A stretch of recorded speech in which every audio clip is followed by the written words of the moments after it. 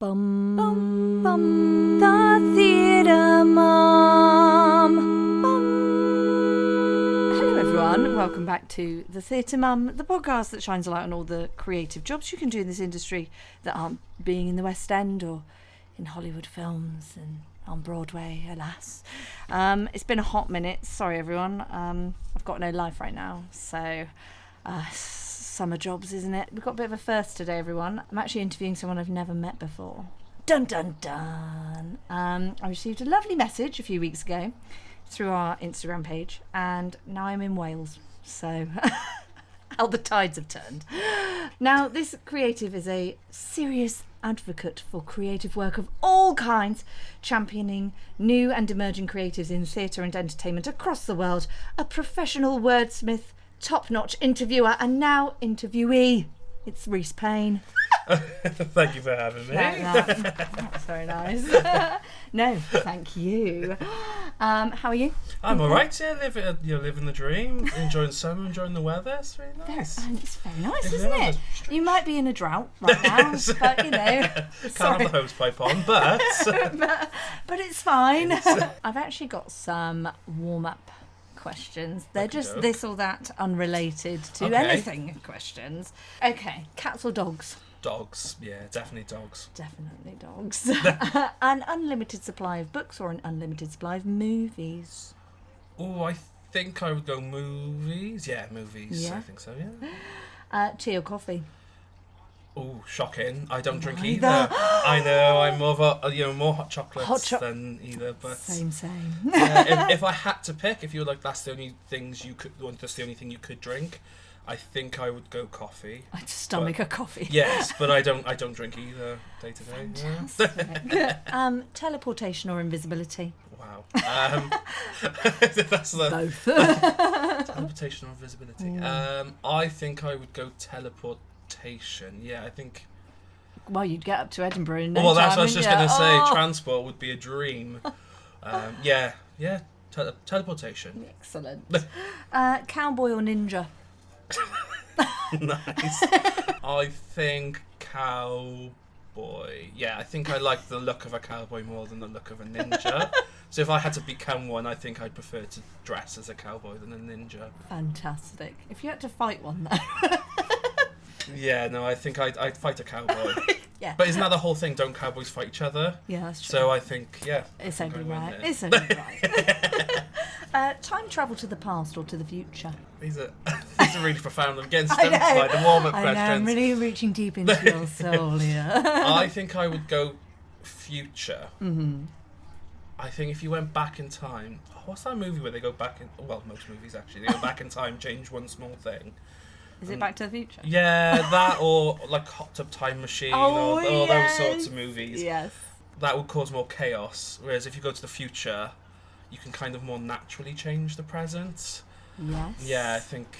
Yes. Would my actions in the future and the past affect modern day? I feel like they would. They would, yeah. Yeah, okay. Well, then I think I would go future, to see where we're going and change modern day rather than go to the past and change things that have already happened. Very nice. I think you're the first person that's picked future, you know. Everyone else has been like, I'm too scared to go there. Yeah, I think it would be scary. I but like your thinking, though, to go and be able to change things in the past, to be able to redesign it. Nice. Pet dragon or pet unicorn? I think as a proud Welshman, I kind of have to go dragon. I feel like that's a you would part be of frowned upon by the entire of Wales if you said otherwise. They're all, I'm assuming they're full-sized. Full-size, yeah, no, I think I'd have a full-size dragon. Yes. Conveniently red and looking like the Welsh dragon. Weirdly. Well, yes, yeah, I'll paint it red. I've been into very random topic, but I've been into D&D lately. Oh, yeah. So the idea of a dragon is really exciting to me. Of just like, have a friendly dragon just chilling in the garden. Chilling in the garden. Come on, you. Let's go out for a little fly.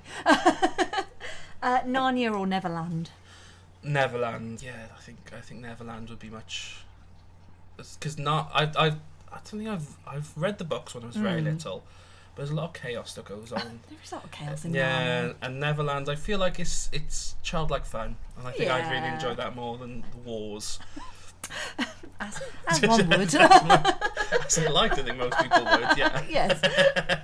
Vampire or werewolf? I think this is going to be similar to my cowboy ninja answer, is I would prefer the look of a vampire than a werewolf. I think they're just very stylish. I reckon I could pull stylish off, vampires. Not like Nosferatu vampire. They both turn... How do vampires turn into bats? Just randomly? Normally they're sort of portrayed as just kind of... Yeah. melting into a... werewolves are only on the moon? Yeah. And it looks very painful when they transform. It does, but it is less often. If it is only on the moon, it's not going to happen as much as turning into a bat. A bat is more fun of an animal, I think, to be than a wolf. Yeah, no, I'm sticking with vampire. That's it, sticking with vampire. And my last one is be able to talk to animals or understand any foreign language. I do love animals. I think I would go with understand any language. I've been trying to learn a few in my time, and they're very tough languages. They're, it's totally worth it, but it's hard work. So yeah, I think I would go understand any language. Yes, yeah, I'm locking in. That's it. Is that the correct answer? You have won £1 million. I love the idea of a quiz show where it's all subjective questions. Just all those this or that, and just be like, win or lose. Right? Yeah. 50% of the audience agree with you. Oh, actually, that is a good idea for a game. Have we like an audience vote, and then you pick which one you think the audience will pick. We need to copyright there we go. Immediately. Yeah, and we can co-host. I'm more than happy to go 60-40 on that. Wait, what? Bum, bum, bum, bum. Tell me, what is your relationship with the creative industry? Ooh, right, okay. So, it's quite a bit of a long story. That's okay, we have time. It started when I was very little. So I was a massive fan of like WWE wrestling. Oh my god, same. Like huge. I still am. Yes. But I'm not as up to date as I should be. But yeah, so I was a massive fan of sort of WWE. And my auntie used to work with someone who set up like a local wrestling company. And we used to go see every show they did. So that was like me and my auntie's thing. We would go to the wrestling shows, we'd cheer on our friend and all the other. So then that happened for a few years. And that kind of then, when I got to about high school, I did a bit of dance when I was younger, but got to high school, they were doing school productions, and I was like, I'll get involved, did that. Then we started seeing plays, so me and my auntie sort of did more plays and musicals than wrestling than we used to. And then it got to, must have been about the end of college, and I love performing and being on a stage and doing all that stuff. But I think in my head there was a point where it was like, right, either I pursue this as a full-time career and I do the musical theatre uni and all that stuff, or I don't. And I didn't think I was of a level that could get into university. So then I was like, right, okay, cool. Well, that's the end of it. Done. That's my little musical break finished. So then, 3 years later, I was like, oh, I do miss it. So I wanted to be involved in a way that kind of wasn't on stage. So I did a bit of like stage managing, a bit of running, a bit of chaperoning and sort of stuff. And then would see just shows kind of as you would. They come touring and was just sharing my views and stuff online. And then contacted a page. There was this social enterprise called Get the Chance, and it allows people who wouldn't otherwise be able to access theatre to access. So whether that's sort of accessibility for payment or for the cost of it. So I got involved with that, and after like the fourth one I was like, okay, cool. What I will do is I will just set up a page to kind of keep what I've written for that page in one place. Just kept it all on one page, and then it just kind of snowballed from there. And then it's been 8 years since I started. First post was like 2019. Someone's done research. Okay. I did a deep dive, Reese. But yeah, just like, where's the archive? And I think those experiences kind of that little break from musical theatre kind of gives me this like well-rounded view of what it's like to put on a show. Yeah. It means that I'm kind of like aware of how much work and effort goes into putting on a show. Yeah. And not just, I didn't like this, it didn't look like the West End. It's like, well, these people worked just as hard, if not harder. But yeah. Oh, nice. Nice. And haven't you also directed shows? I have. As well? Yeah, so I, a couple of years ago, because my day job is a teacher, Yeah. and the school was doing a production that they hadn't done since before COVID, so they were like, oh, you like musicals. So originally it was pitched to me as choreographing, being a choreographer, but they were like, look, Disney provide these videos when you sort of get the packs, the licenses. They provide the presets, so it would just be like, play, do that, I'll watch you. What are you doing right? What are you doing wrong? That's what it was pitched to me as. Okay. So watching these videos, and it was fantastic performance by these kids in the recordings of the choreography. But it was like they're clearly like Broadway babies who've been there since they were like 3. It's not really going to work for our Valley school where most of them haven't seen a play. So then changed all that, and our director went off ill for a couple of months. We had to delay the production then, managed to re-get the rights and stuff, but they were like, well, you're gonna have to direct.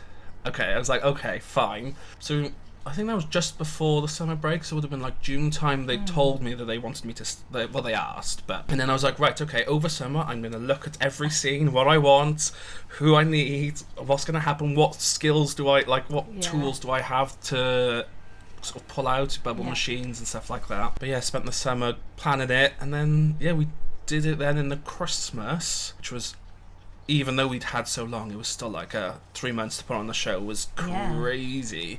But yeah, I did that was really good fun. I really enjoyed it. The most stressed I've ever been in my life. Director's job, guys. Well, yeah, and when did you do shows when you were in school? Yes. And when your teacher would like just start shouting at you in a rehearsal or something for and you'd be like, yeah. I was like, I remember thinking, I was like, oh gosh, those teachers were so angry about it. I'll never be that person. I did the classic after the dress rehearsal, sat everyone down and just properly. I know we're folded audio, the arms. So how do you think that went?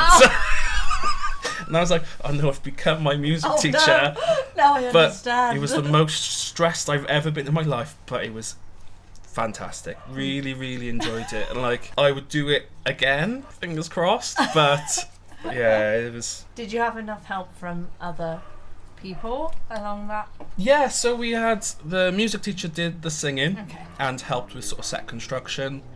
We had loads of the teaching assistants who came in to kind of chaperone and help, because we had kids from all years, abilities, backgrounds. So also you're kind of volunteering your time when you're putting on those shows, because some schools around my area stopped putting on shows because the teachers didn't have time or just didn't want to volunteer more time. Well, yeah, it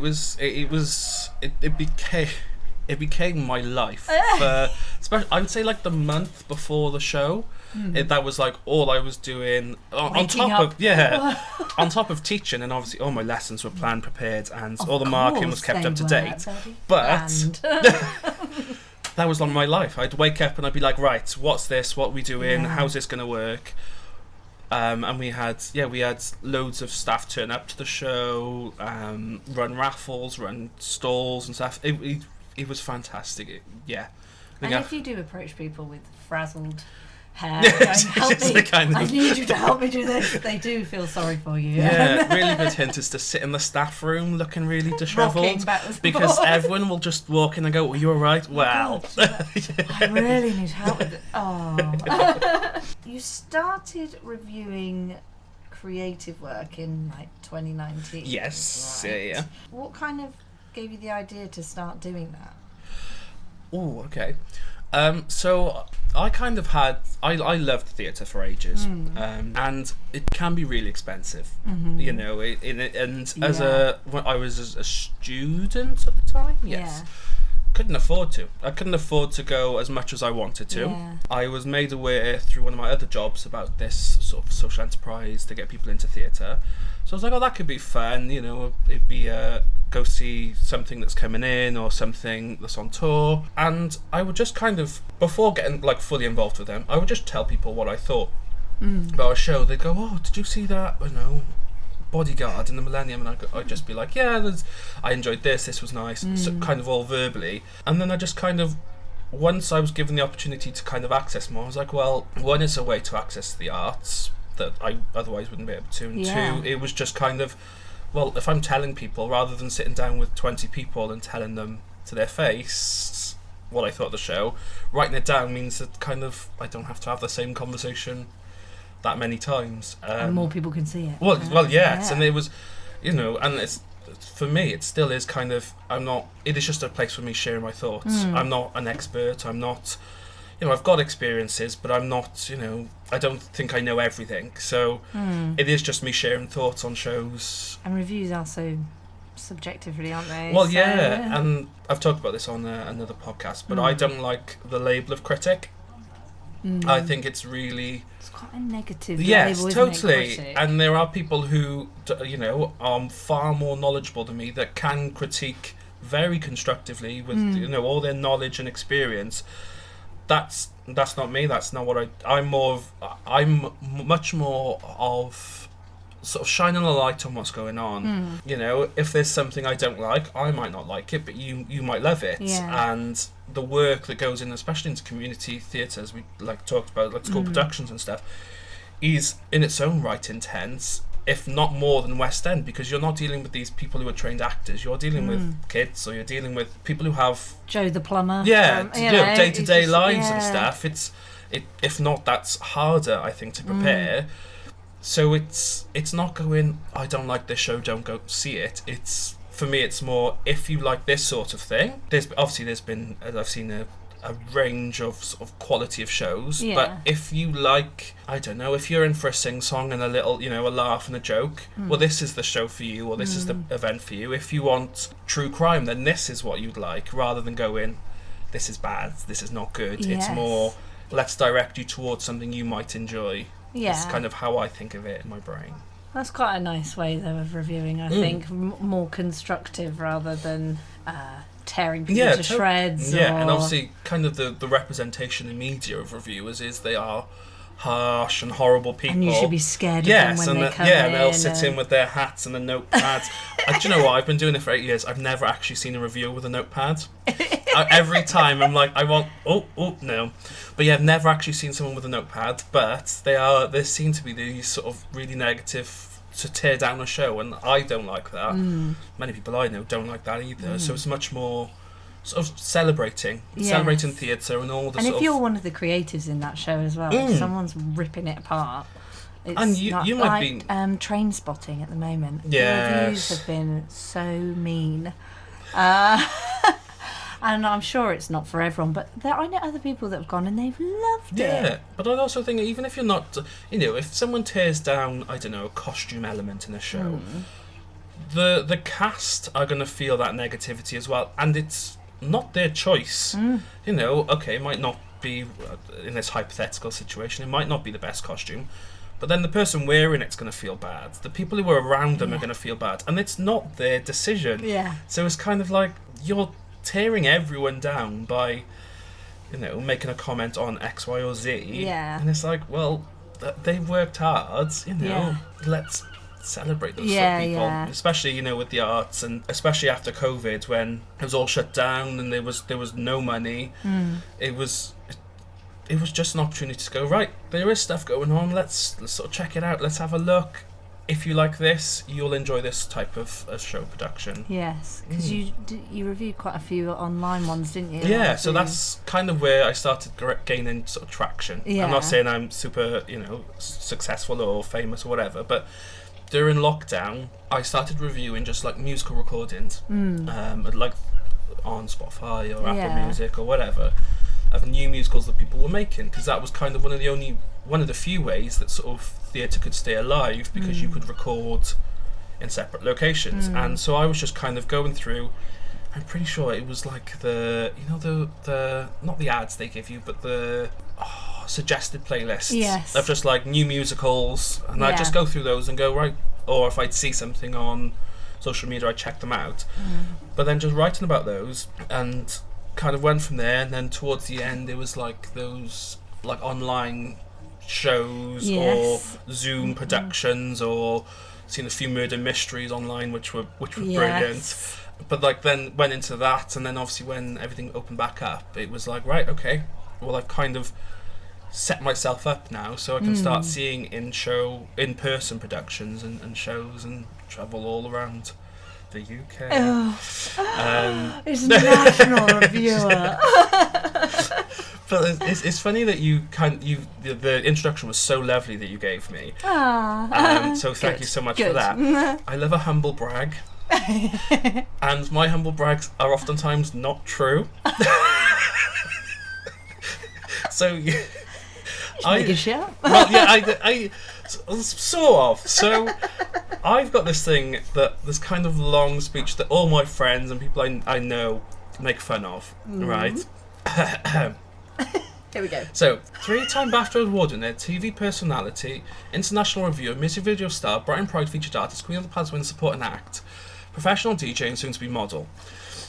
None of those. And soon to be model. Yes, well, none of those are full truths. They're half truths. Loose truths. They are. Yes, they are. I'm being creative with the truth. You know, as a writer, it's creativity. Yes, they're not outright lies. No, I've just written it in a very nice way. Just use it. But I do love a humble brag. Nice. In a way. As you should. But not too much. Do you know what I mean? Like, I think there's a line. The humble is very important. Yes, the humble. Yes, totally. Have you got a particular type of work that you like to focus on with your reviewing nowadays, or are you quite open? Obviously, albums and products and things like that. Have you got my instant thought, and I might backtrack halfway through my answer. Yes. But my instant thought is I do love a musical. Yes. I do, purely from my own perspective. I just love a musical. Yeah. I think there is nothing quite like just big theatrical over the top musical numbers. Yes. That Be Our Guests enjoy a drag show for the same sort of reasons. Yes. I love going to see one-person productions hosted by drag performers or, ensemble pieces.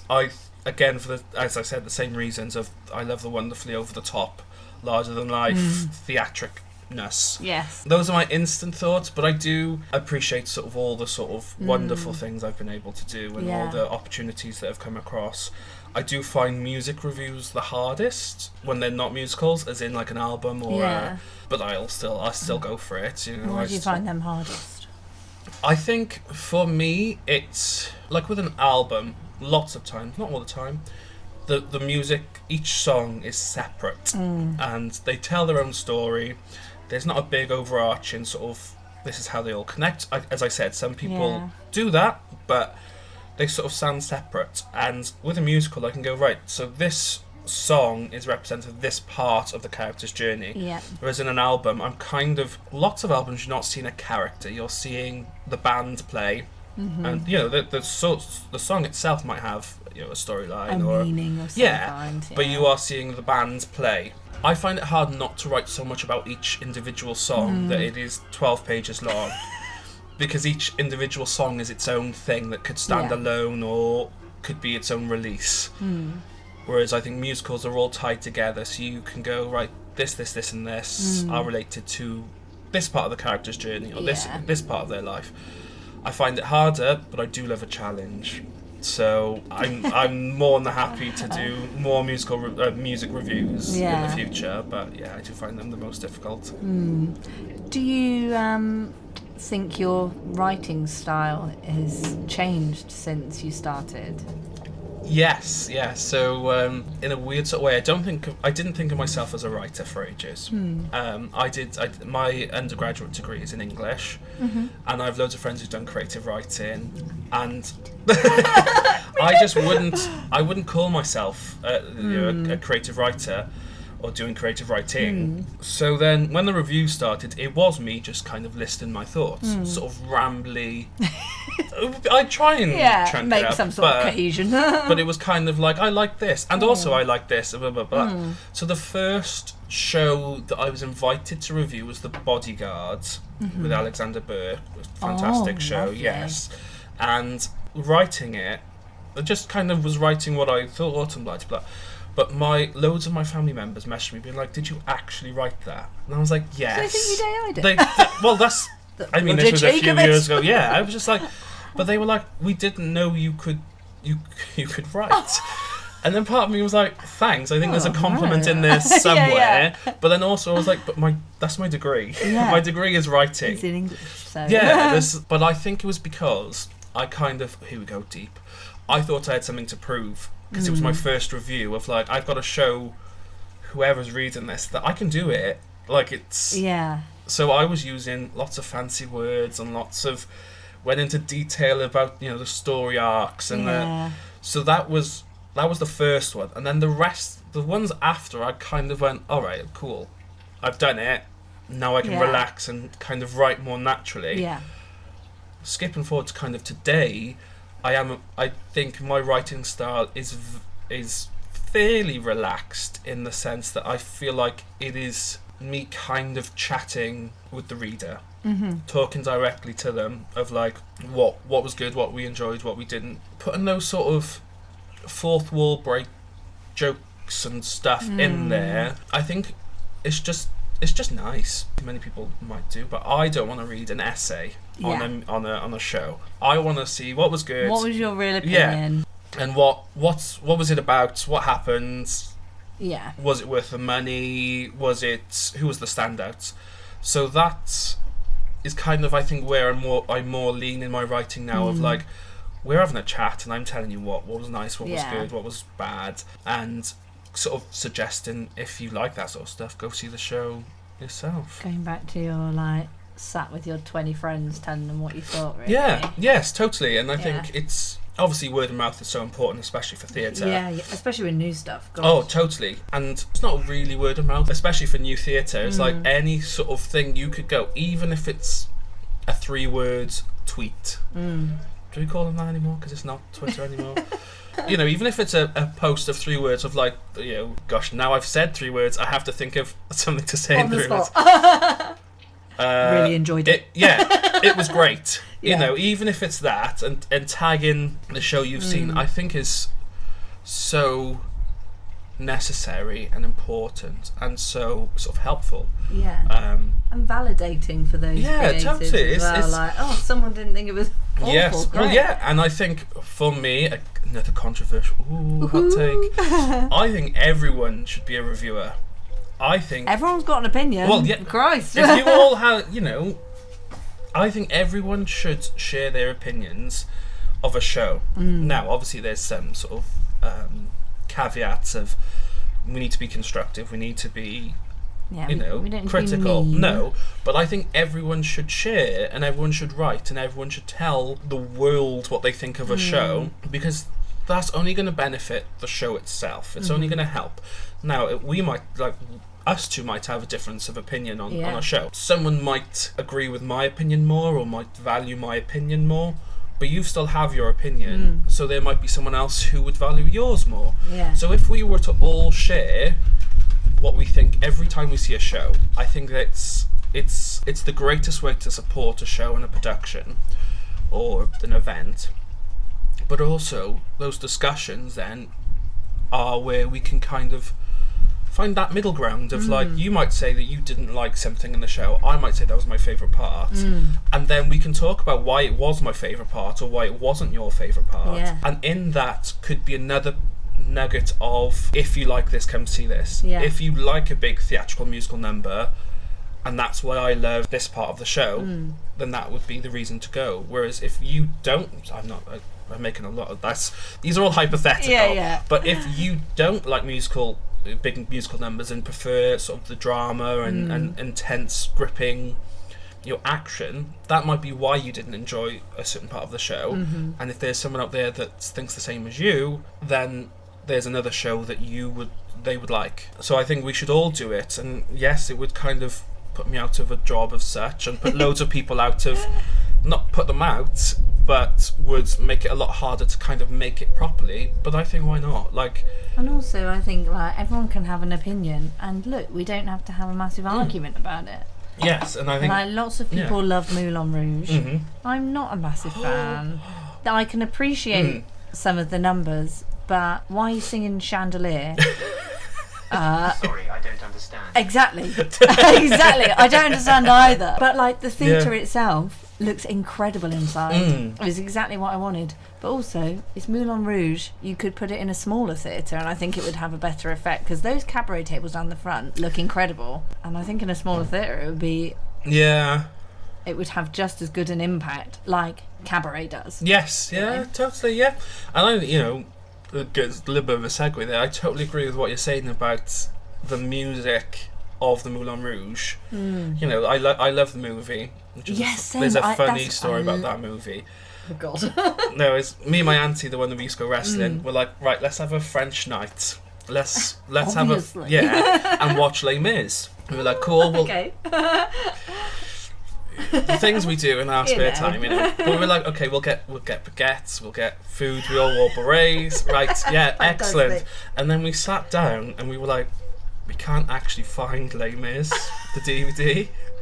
So then we had to go through what are the French things. Well, that's what we had to do. Go what other connection to France? Because we couldn't ruin the theme. You can't ruin the theme. Right, we'll have to watch Oklahoma, guys. So then there was a discussion as to whether we should watch Sunshine on Leith, but we were like French, Scottish, not. So then we found Moulin Rouge, and I was like, whoa, this is, it's crazy. Oh, it is so wild. Love the movie, and then the musical does have some strange, random songs in it. Beyonce Single Ladies, which I love, as in its own regard. I love that song. In Moulin Rouge. Yes, it's an unusual. Yes. There were a lot of looks at my brother what the hell is going on here? But then I think my sister loved it though. Loved it. I also think that's the wider thing of people, again, deep. But the art of communicating is being lost. I think there is not. Do I want to say that as I'm just trying to think of it? You're going to get cancelled. There aren't many people who can communicate, especially on social media. I'm not saying it's the format of social media that stops it happening. Yeah. But there are very few people who can have a conversation of, even if you disagree with someone, of going, right, what you've just said there, I don't think that, this is what I think. It's very rare to come across those sorts of actual conversations, especially on social media, where we can go, well, I disagree, but that's fine, that's okay. But I understand why you have. I think sometimes people write things thinking it's being said in a certain way, but then someone else is reading it in a totally different way, and they think you're being argumentative, when actually you weren't. You're just. But I think it's just not being able to speak to people in person. Well, yeah, and just misinterpreting how someone. And I also think, because with, I used to be an English teacher, and the kids used to have to do group discussions, and they don't know. It is different because it's filmed and recorded, so that adds pressure. But they really struggle with the sit down and sharing of ideas in the classroom. So many kids want to just say what they want to say, and then that's it done. And they're not going to listen to other people because they know the answer, and if someone else has said the answer, they shut off because they're like, well, it's already done. Yeah. So I think the social media element makes it a lot worse, and also it is a societal thing of communicators becoming less and less like a weird sort of circle. Why are my words not working today? Kind of goes both ways in that social media is making it worse, and it's worse, so social media is worse in communication. Yeah. That's what we got to rebuild. And if we can make that communication sort of a more important thing, then everyone should review, because then we can talk about what we think constructively, effectively, and purposefully. Yes. And also I think any reviews, particularly for something like Edinburgh Fringe, is so important for people then being able to promote it and sell tickets, because as soon as those Fringe reviews are in, that's on their poster. Yes. And they're sharing it online, and I just think the reviews are really important. Even if they've come to the end of their run, they don't know if that's going to be used in the future. They might redo that show next year. And they've already then got a bank of nice comments. Or I also think it's something that you can just look back on. If nothing happens with a show, if you do a 1 week run and that's the end of it, as a person, as a performer, as a director, whatever position you have in it, just looking back and go, remember that? Remember that cool thing I did? Yeah. And if it's even better if it's positive, but even if it is if someone didn't like certain aspects, you can go, oh, well, in production A, they didn't like the fact we did this. In production B, C, D, E, or F, or whatever, however many iterations later, you can go, well, that's something I've got to keep in mind that I'm going to change if you think the feedback was constructive. Yeah. You know, or we tried this, it didn't work, let's do it differently in the future production. Have you got a particular writing process? Usually, my reviews come a day or two after, so Okay. there is some sleep or work, daytime job involved. So, my actual process. Okay, say it's a musical, there's the interval. So during the interval, I will write as many notes as I can on my phone of things I liked or can remember or noticed or whatever, as much as I can. Then do the same with the second half at the end of the show. So I will have weird sentences like, that tree was really cool. Or, movie reviews where I've written like, wow, zombie death, fun. Or just not full sentences. And then when I actually sit down to write, I try to make those notes into full sentences, which is sometimes really, really difficult. When you've written, wow, zombie death.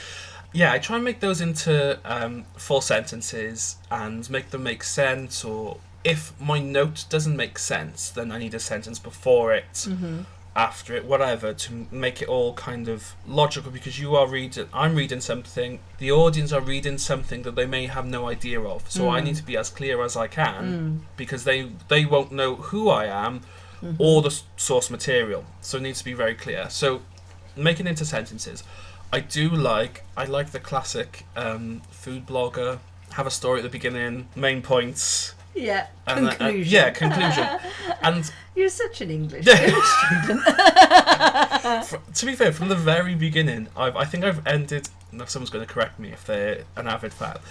Every review I've ever written has ended with in conclusion, just because of the English and because I'm thinking that's the conclusion paragraph, so it must be in conclusion. Every single essay at school finished with in conclusion. But yeah, so I make the notes into full sentences, kind of then, well, actually, before I've done that, my notes, I kind of arrange them into chunks. So I can go, right, this was about, if there's like 3 different notes about costumes, then I'll group them together and then make them into full sentences from there.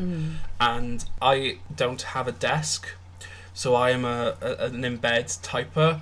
Nice. So there might be a bit of a break and then go have a drink and then write some more, or write something, no, delete it, write it again, delete it, write it again, delete it, until it just, and I don't know what it is, until it feels right. Yeah. I don't know what that is, but until it feels right, I will delete and rewrite the same paragraph so many times, meaning that, it takes hours for me to write a review, but when it feels right, then it just kind of unlocks, and then I'm just like, and it just all goes. But yeah, that's kind of, because I've been asked before, obviously with teaching, of like, can you teach the kids to write a review? And I'm like, I can. Right, everyone bring in a duvet. It's like, I can tell them how I do it, but I'm not.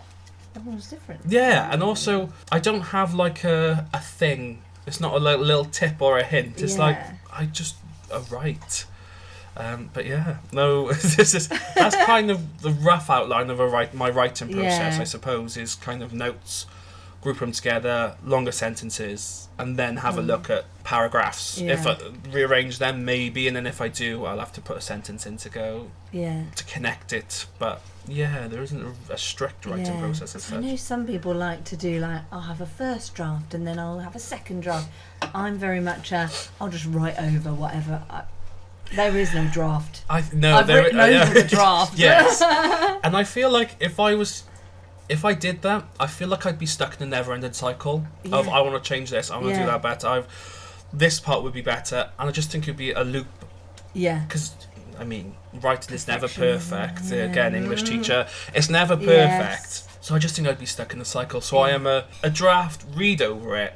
If there's any glaring things I need to change, then I will change those. Yeah. But no, I don't redraft. I don't make a new document or anything like that. It's all on one. Yes. So the website itself, I'm going into technical here. Okay.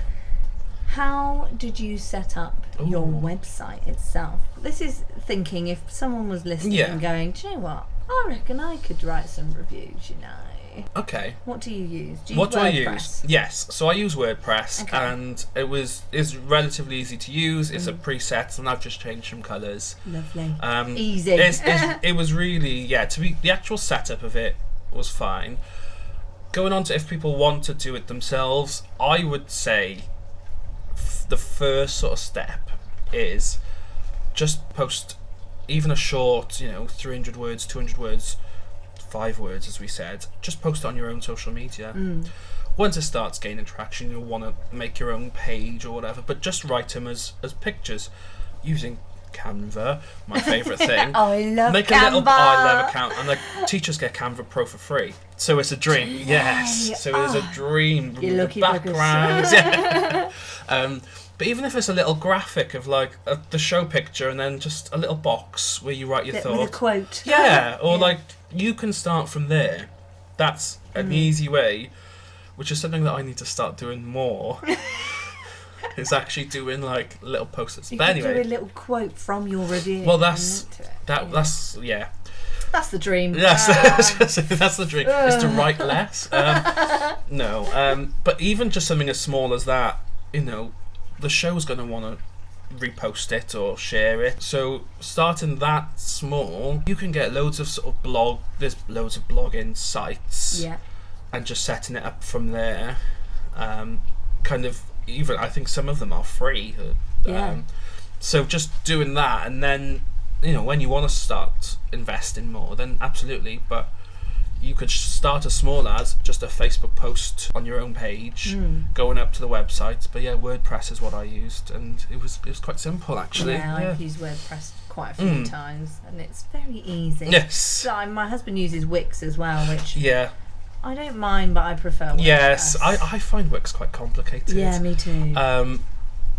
But it's also excellent in its own. Yeah. I've seen some fantastic Wix websites. Oh yeah. My husband's website looks fantastic. So he spent hours on that bloody thing, and I have no attention span for that. So I need easy.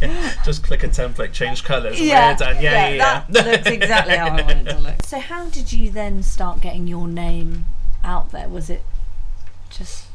Did you do any active advertising or marketing of yourself? During lockdown, doing those musical reviews, theatres were becoming more aware, and the shows that I've worked with them were doing other projects, so that built up from there. During lockdown, I'd be churning out like 4 or 5 reviews a week. Oh, very good. Yeah, and from Netflix shows to movies, albums, to just whatever I could find. And then eventually people who knew people doing this, they were doing a show or whatever, then would connect. So then a lot of the shows at the beginning, obviously I'd pay for, that I would go see myself because I wanted to see them. Yeah. And then that again built traction, or seeing a drag performer that I knew in a show and I'd pay for the ticket. Then their network of people would go, well, we want him as well, it's kind of that way rather than marketing or advertising my services and myself. Yeah. It was just kind of, this person liked their review, so they told their friends. Word of mouth. Yes, totally. Yeah. And consistency. Yes, and going, it would be really weird if I was to flip-flop from like hyper positive to hyper negative. Yeah. So noticing that, I do like the constructive, but more on the positive side, then people go, well, oh, they're going to write something at yes, least nice. So we want him in. Yeah. And kind of going from there, building upwards, especially with the Fringe coming up. We've had over, I think it's 60 requests for shows, all because a couple of shows have gone, oh, we've got him coming in and he's worked really hard on a show we've done before. It is just gone exponentially sort of network. I don't know what they're exponentially blown up at the moment. It's blown up. It has. Is it just you? It is just me, yes. Isn't it? I really like the fake employee sort of thing of like we or here at Reese Reviews team, but it is just me on my own sat in my room just typing away at a laptop. But I love it. I really toyed with the idea of making a fake employee. So if there's any like angry emails or some, I'll just not that pass they you would be, on yeah, I'll pass to you- Joan, yeah, and just shoot, not real. my receptionist. And like I've had like friends who've come in to help film or help appear in things, but yeah, it is just me on my Todd on my own. You're told. Yes. I mean, most reviewing work is not paid work, No. is it? But are you then invited along to shows? Are you paying for tickets to see them, or are Ooh. they? Ooh, bit of I insider. know, insider info, guys. So the thing with reviewing, like you said, is a show can't/shouldn't directly pay a reviewer. They can't pay you to come in because then you've obviously it's biased, isn't it? If Yeah. someone's handing you, I don't know, £100 to come see a show, Yeah. you're going to be nice about it. Well, yeah. So they don't directly pay you. So they do invite you for press tickets, so you don't pay. And like some varying degrees depending on the show. Some will do a free program. Some will do like the Millennium used to do a free drink. But it fluctuates per show, per venue, per whatever. The money side of things comes in through adverts. So you don't get paid by the show, but your review gets posted. Then that's how you would traditionally get your money, is through or being published in a magazine or on a different website. But yeah, so it's paid that way. Now, don't get me wrong, you know, people have, like, I've got a buy me a coffee or those sorts of pages where people, if they really feel inclined, they can donate after the fact. I think it's unusual if it happens before, because then there's those murky waters of, well, Yeah, I don't want you to be biased because I've given you some money. Yeah, so no money goes through that way as such. Yes. So really, if you were I mean, you do it for the love of it, really, Yes. don't you? Yeah. I've told loads of people that I didn't want it to become a job, you know, and I love doing writing and I love doing the interviews and all that stuff, but I thought it would lose the fun, the excitement, and that's what I like.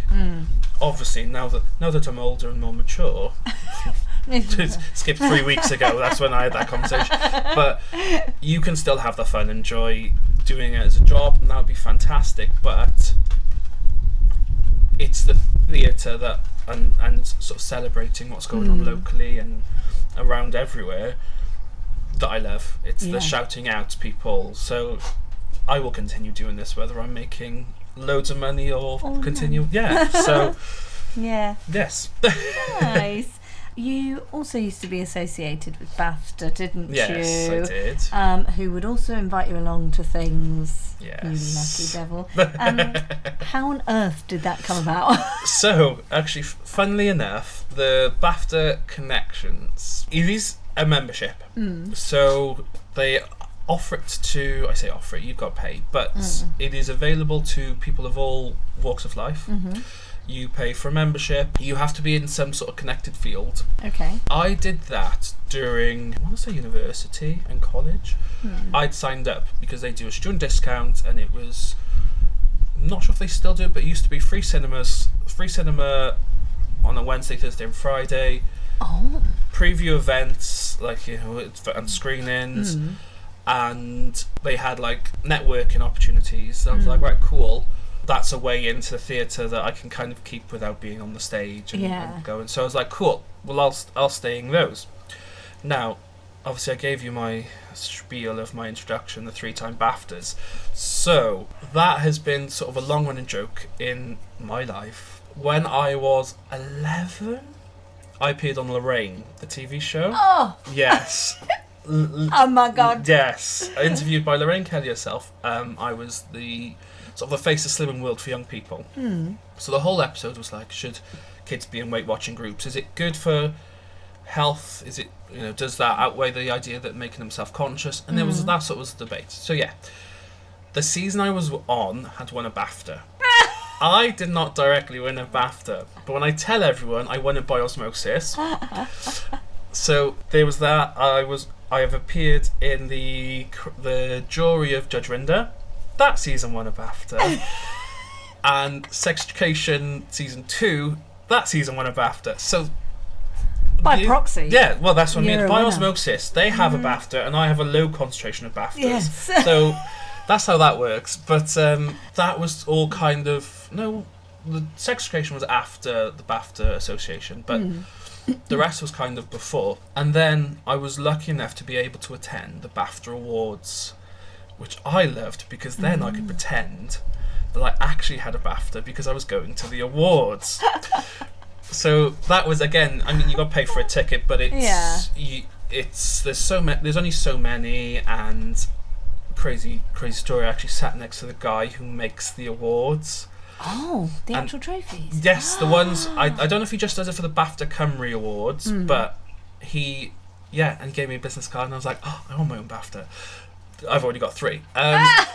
But yeah, so then that was just like a pay, and that was incredible. That was like highlights, because it was the awards, yes, and it was an opportunity to dance fancy, and it was in the St David's Hall before it's closed down, and the food and drink and sort of the grandeur of the event was amazing.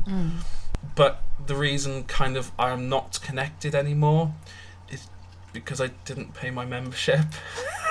So there's there's no gossip or sort of tea involved there. It is simply, I think 1 month I had money issues and didn't pay, and just have not renewed since.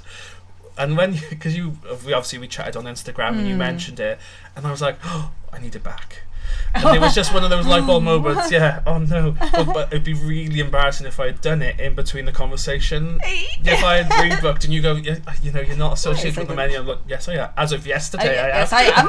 I've just paid my membership, actually. But it is I will say the BAFTA membership is a fantastic thing to be a part of. There's so many screening events. I'm not sure if you know Ava Miles, who was in Supernatural.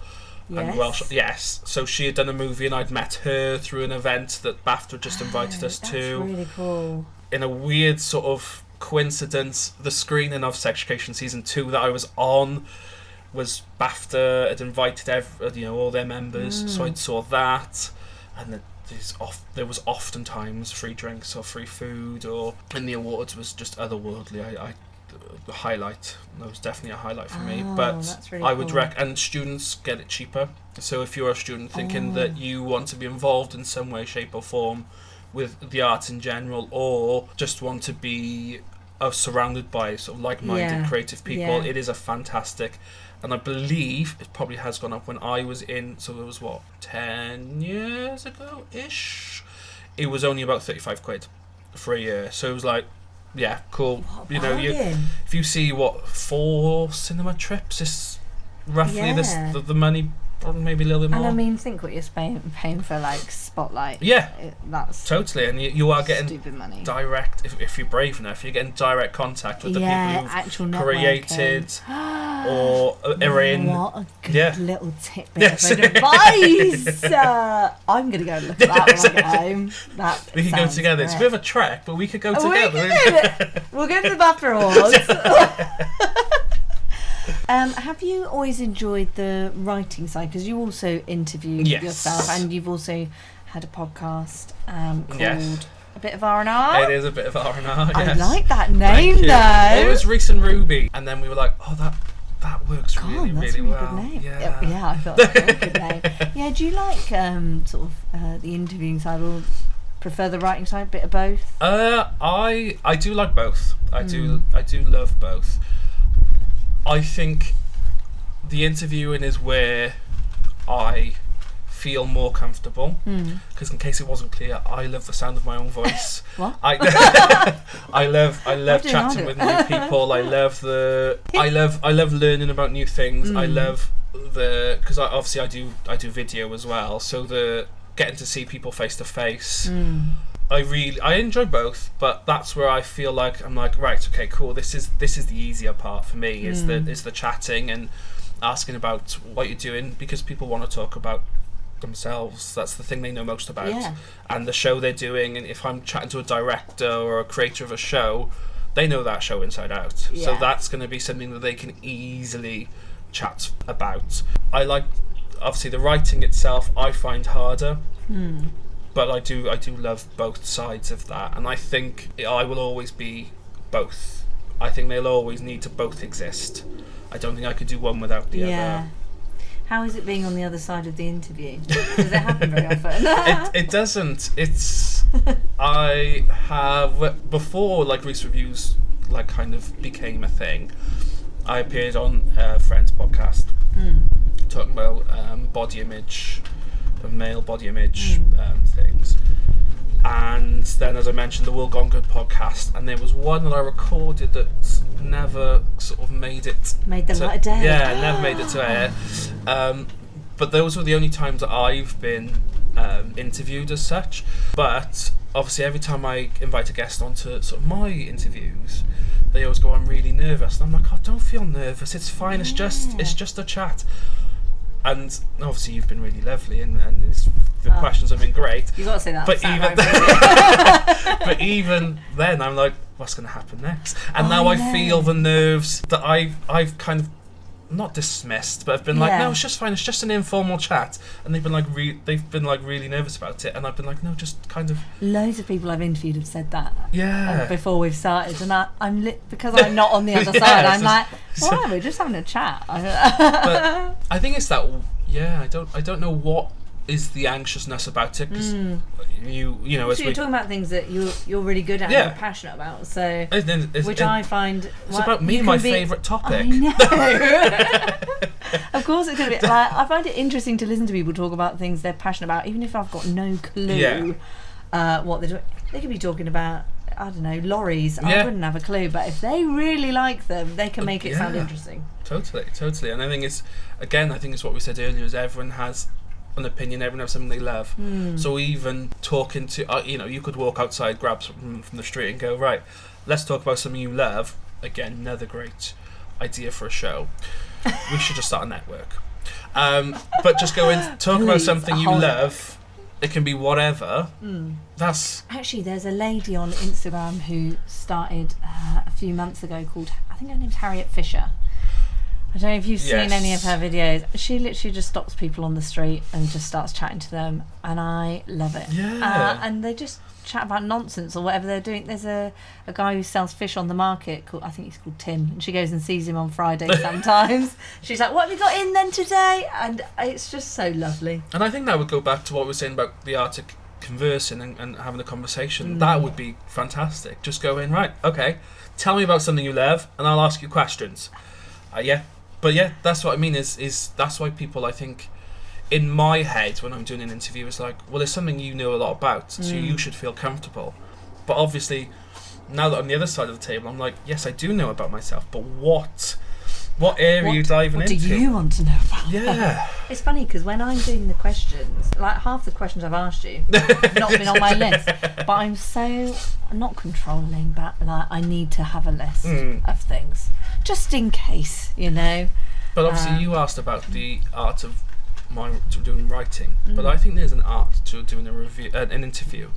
So I sit down and do the same. I write down normally about 12 or 13 questions. I normally will get 2 or 3 of them out, and that's it. Yeah. But then I think that's the conversation skills of listening and responding. You know, we've both done it so far. I've going, yeah, what about this? Okay, yes, I see what you're saying.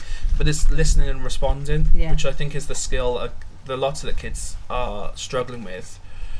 But I think I've done some exclusive. I've done some interviews where I haven't prepared any questions.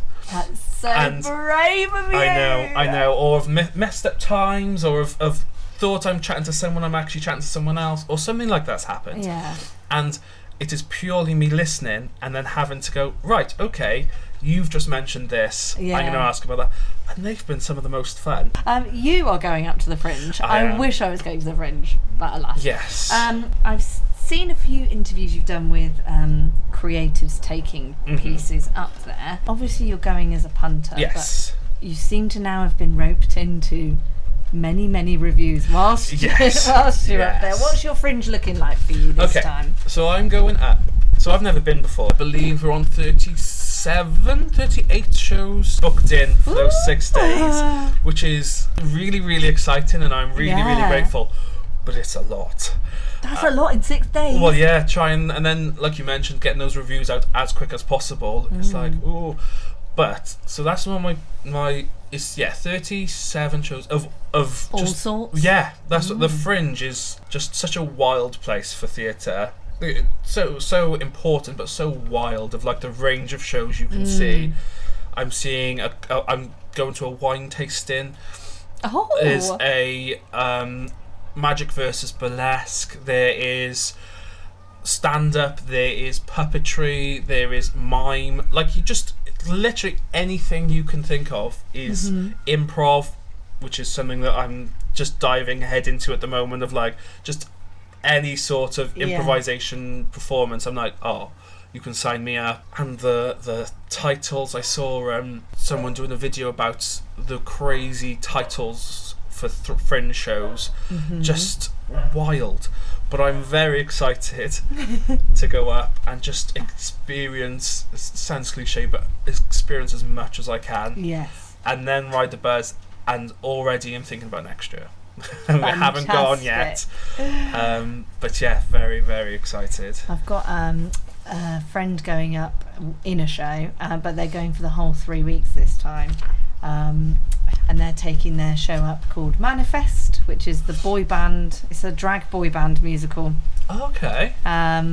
Which I don't know, they're playing at the Pleasance. Oh, okay. Like, we're in good territory here. Yes. So, and they've been doing lots of the little fringes down in like Brighton, and I think they were in Chichester the other week as well, getting their reviews in now, ready to, and they're literally going up. I think they're going up today. So.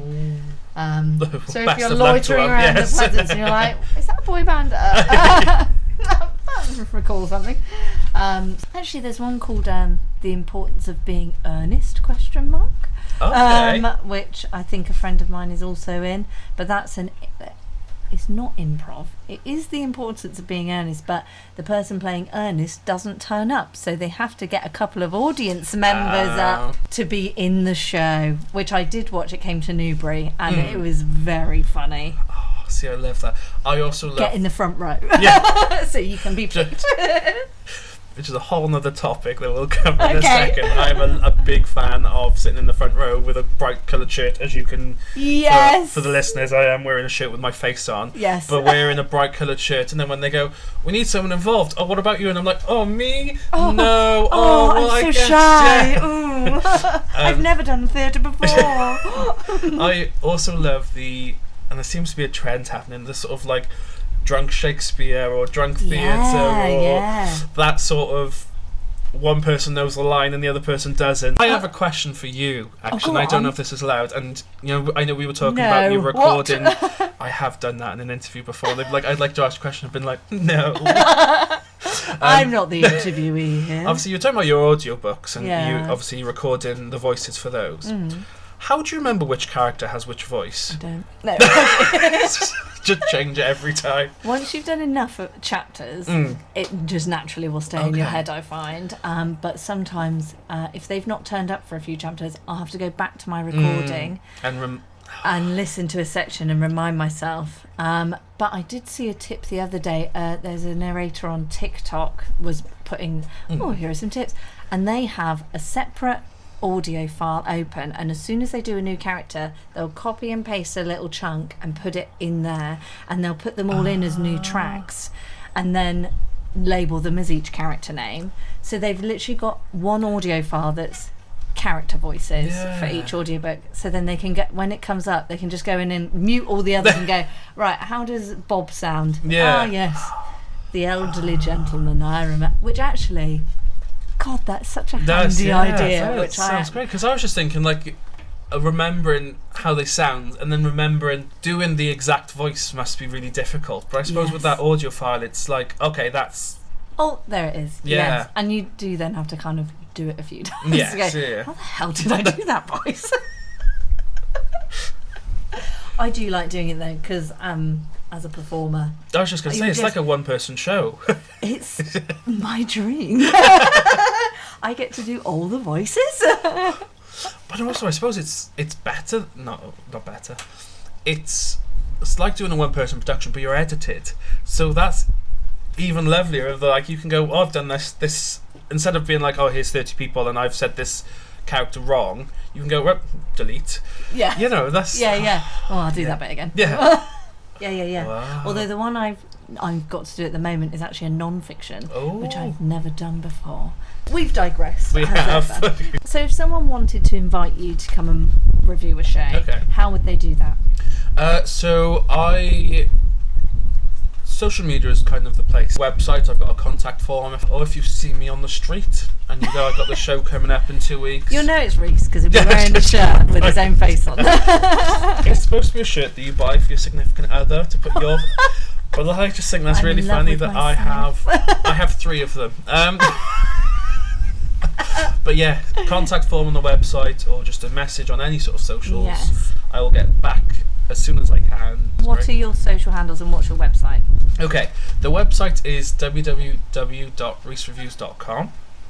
That's Reese spelled R-H-Y-S. Yes, that's just correct. to clarify. Yes, and reviews is spelled R-E-V-I-E-W-S, and com is spelled. We're doing a spelling bee next. That's our next podcast. We could have our man on the street passion Yeah. thing. We could have the audience votes. Oh, and yes, we could have a that's the one. spelling bee Perfect. all on one. Yeah. God. Cool. We could have like a Fabulous. little sketch show. It's like Saturday Night Live. Yeah, we could do yes. Yeah. We could do like Sunday morning pre-recorded or something just like this. No, get it to rhyme. Sunday morning pre-recording. Yes, there we go. Bloody hell. God, we're good. Anyway, Reese Reviews. I forgot what the question was. Wait, On social media, you can find me at Reese.reviews or on YouTube at Reese Reviews Official. And then, yeah. And I checked the other day, if you watched all of my interviews, you would spend 2.5 days in front of a screen. And I think that sounds like loads of fun. So, sounds like a the hoot. Reese Reviews challenge is 2.5 days. A creator should never say this, but please don't do that. Yeah, so they can check out all that stuff on there. And there is lots more coming, including all my adventures for the Fringe. When I'm up there. Fantastic. And also, if you watch the YouTube videos, you'll then also know what Reese looks like. Yes. So you can approach him and say, come and look at my show. I beg you. I need some reviews. Have you got any favourite things that you've seen or reviewed? Any highlights?